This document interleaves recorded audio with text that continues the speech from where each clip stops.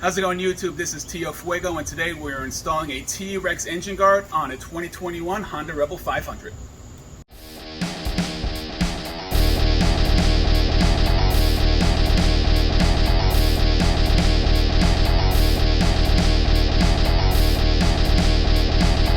Okay, so this is everything that comes in the box from the manufacturer, from T-Rex Racing.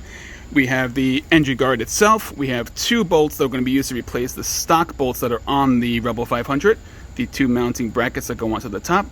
There is a S-bar, they call it an S-bar, that goes across. That is actually for the Rebel 300, so we're actually not going to be using that on today's install. Comes with stickers, because who doesn't love stickers? And comes with the instructions.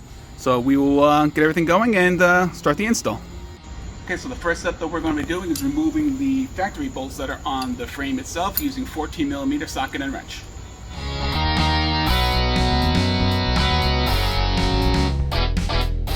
Okay, so one of the things you'll notice right away is the stock bolt and nut that's on the bike is substantially shorter, it's smaller than the new ones we're going to be putting on, and that's obviously to allow for the extra space and thickness of the guard itself.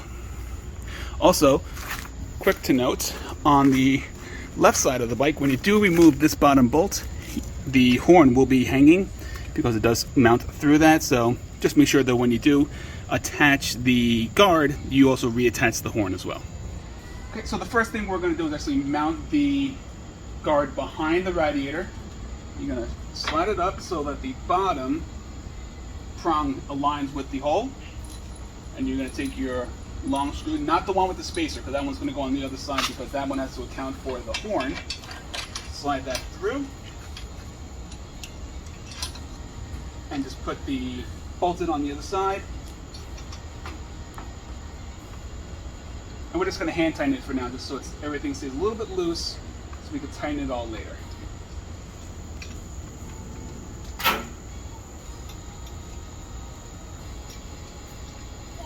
Okay, and if you go onto the left side, you can see we use the spacer to fill in the extra space, and we attach the horn back with the screw on the other side. So the horn goes back into its original position, and the spacer allows for that extra length to account for the bar and the horn. And now for the top bar, what we're going to do is we can put the two rubber ends, or not rubber, take the flat end, we'll put it on the outside of the post. Just slide it in behind it. The round edge corner will go behind the post. It actually kind of suctions it into place. It keeps falling out, but use the bolt right through to the other side, and hand tighten it for now.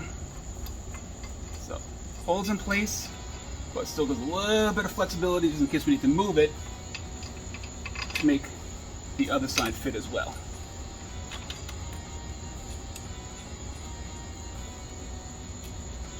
So hand tighten that and do the same for the other side.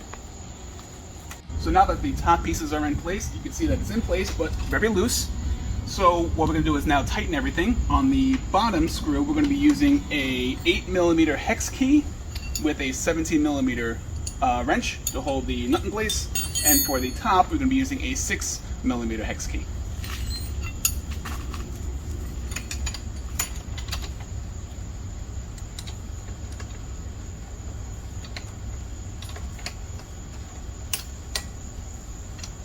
And still, when I'm tightening this, I'm not over tightening them, just in case I do need to make a little bit of adjustments. I can do so without having to strip everything down.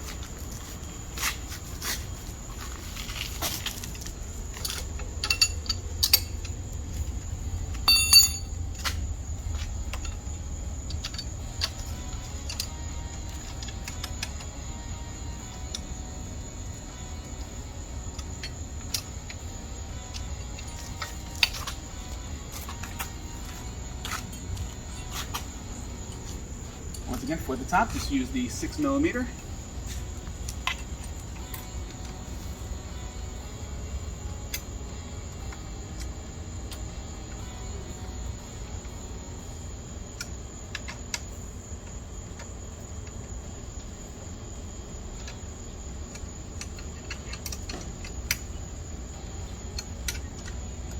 So you can see just by tightening that how much sturdier it is. Now that it's in place, I'll just tighten it up a little bit further. Installation is complete. And there you have it. That's the final product with the T-Rex Racing crash or engine guard installed on the Rebel 500. I really like the way it looks. I feel like it looks like it could be part of the bike, not like it's an aftermarket piece that just stands out. If you look from the front, the width of the bars go past the side pedals, you know, the shifters and the foot pegs, so that obviously offers that protection. I do like how it has these sliding pieces on the end, so if the bike does tip over, that's what would come into the contact with the ground first, and that could easily be removed and replaced. So if the bike does go over and damage the bar, you actually don't need to worry about the bar being damaged. You can just replace the end caps. So that's a great thing. Overall, very happy with the purchase. Very easy install. But if you are here, you must be a fan of the Honda Rebel 500. So please like and subscribe to my channel. I am planning on doing a lot more content with the Honda Rebel 500. Some more modifications I have in store, taking out on the road, and just seeing what's going on around town. I'm learning how to ride on this Rebel 500, so everybody can kind of give me some tips and pointers along the way on see how I'm doing. So until next time, thank you so much for watching. This is Tio Fuego. Be well.